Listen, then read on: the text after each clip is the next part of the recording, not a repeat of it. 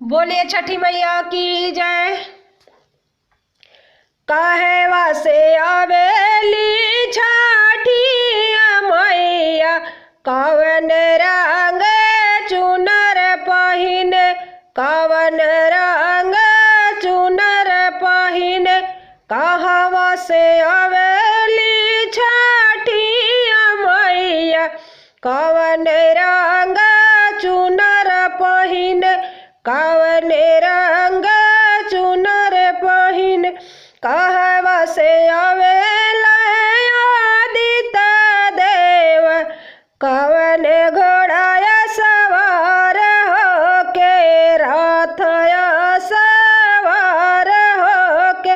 कहवा से आवेला आदित्य देव, रथया सवार होके, रथया सवार होके। कहवा ही उतरली छठी मैया, सेवका पूजन कर, बरती पूजन कर। कहवा ही उतरली छठी मैया, सेवका पूजन कर, बरती पूजन कर। कहवा ही उतरे आदित्य देव, बरती अर्घ देव, बरती अर्घ देव। कहवा ही उतरे आदित्य देव, बरती अर्घ देव, बरती अर्घ देव।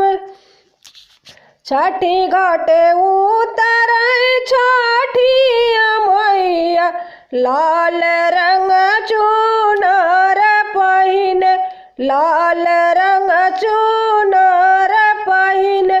बरती पूजन कर, छठी घाटे उतरी छठी मैया, लाल रंग चुनर पहिने, लाल रंग चुनर पहिने। बरती पूजन कर।